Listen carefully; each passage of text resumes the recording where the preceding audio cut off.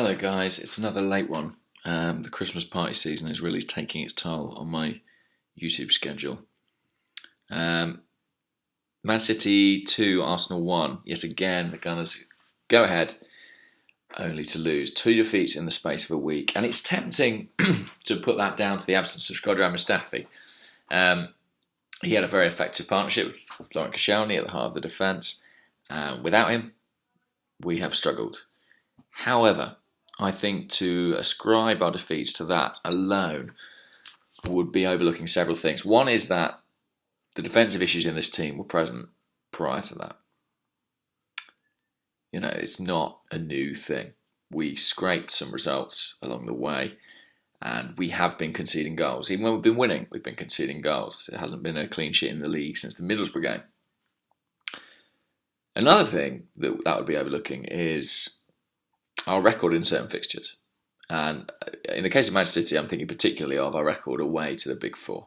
We haven't won, as far as I'm aware, one of those big away games in the league since the Etihad in January of 2015. Next month, that is 2 years ago.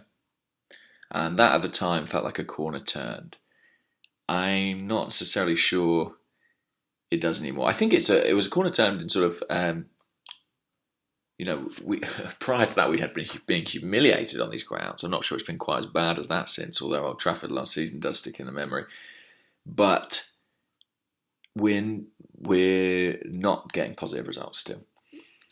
And this was an odd one because I watched the first half and felt relatively comfortable because City looked so poor at the back.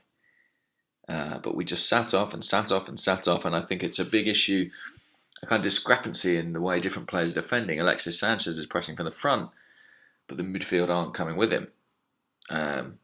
Against City, Mesut Ozil wasn't even breaking into a run. So, are we a team that's pressing or are we not? And if we're not, why is Alexis doing it? Is it because he's not listening to the instructions? Is it because there's no instruction?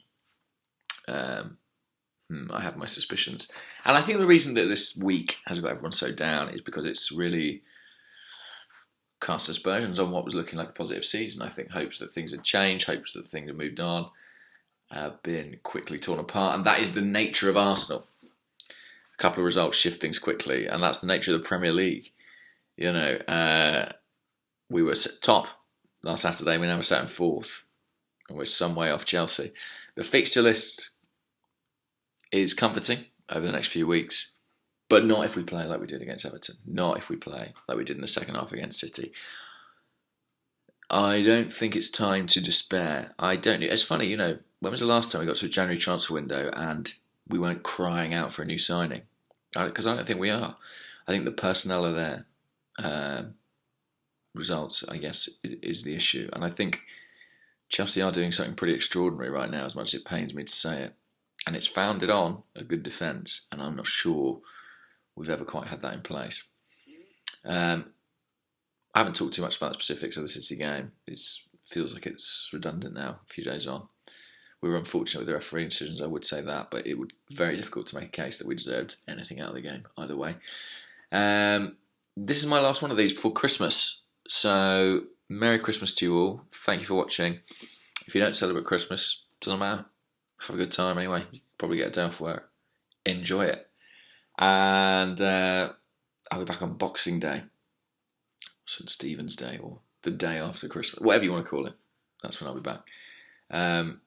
Who knows? Maybe I'll get a nice camera and a microphone for Christmas, and then I won't be all grainy and growly. Cheers, guys. Bye-bye.